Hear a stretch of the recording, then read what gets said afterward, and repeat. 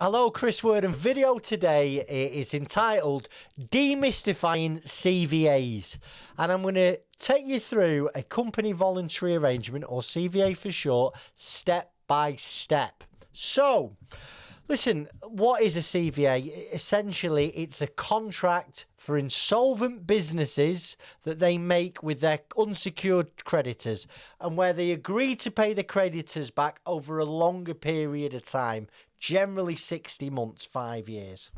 Now, it's a negotiation process that takes place on both sides. You know, the director's going to negotiate and your creditors are going to negotiate. And somewhere in the middle, you're going to hopefully strike a deal to pay back all your debts over a longer period of time. And the reason why it's beneficial is you get a second chance of business. You know, it's like a new lease of life, and your creditors get some or hopefully all of the money that they're owed.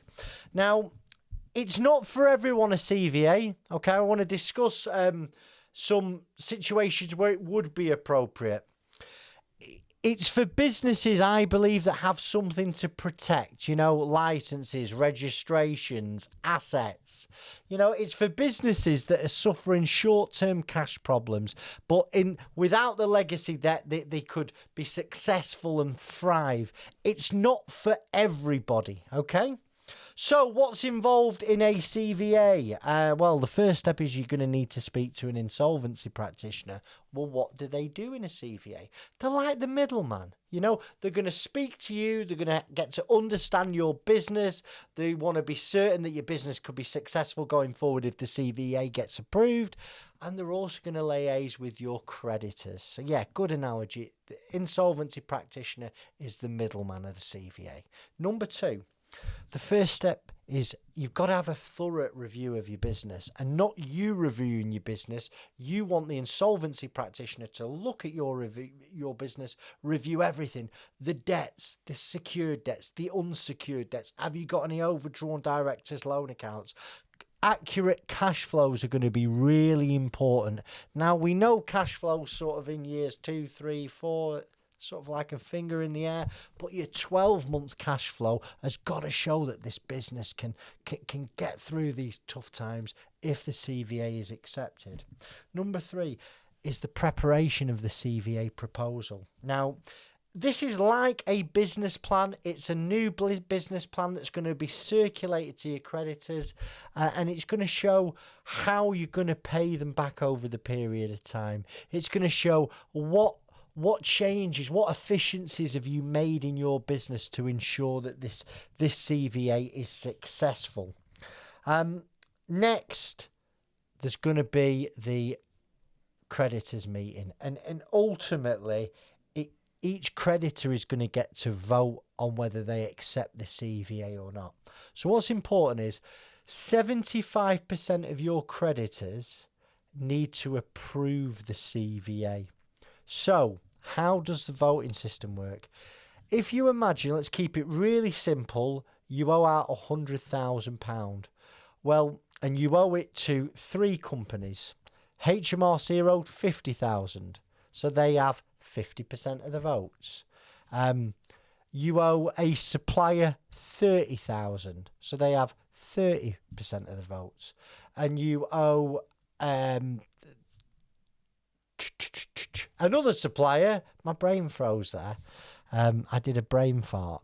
Another £20,000, they have 20% of the votes. So you've got to get 75% of these creditors to agree to the CVA to get it through. Now, the implementation of the CVA, it's a bit like starting a new and improved business. You know, it might be like starting on a new diet plan. You've got to do certain things every single week, every single month to get to the outcome that you're looking for. And it's a commitment to operating your business in a new way. Okay, so some changes are going to take place. You've got to accept them on every level. You know, you've got to be in the right mind space to actually make this CVA work.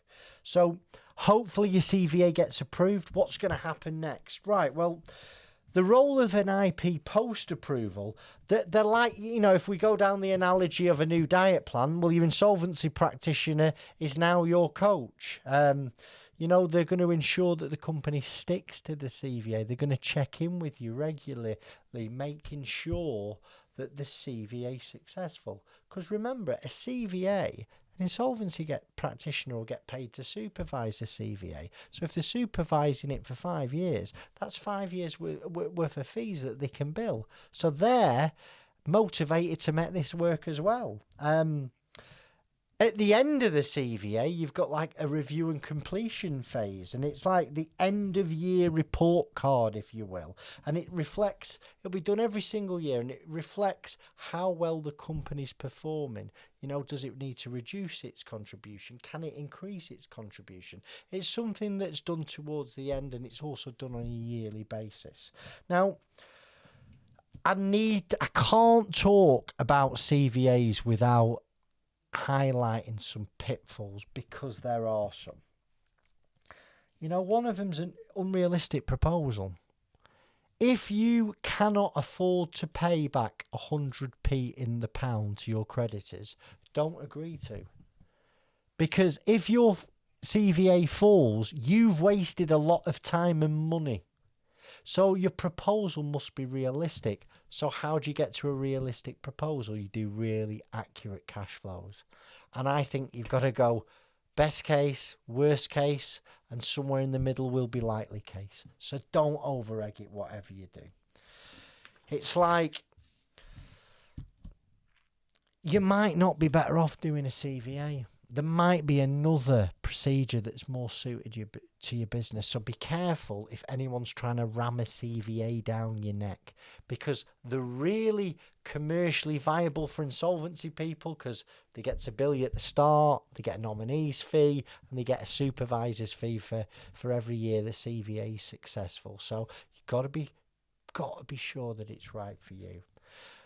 Like any of my videos, I just give you a snapshot. I try and make it as easy to understand for everyone, including me. You know, if I understand it, I can explain it to you guys. Take advice early. You know, a CVA is a fantastic tool, not for everybody. The only way you can understand as to whether it might be right for you is to pick the phone up. If you'd like to speak to someone at first, advice is free, it's independent, and it's impartial. I hope you found the video useful. Please subscribe to the channel, drop some comments in the section below. Thank you for your time. Goodbye.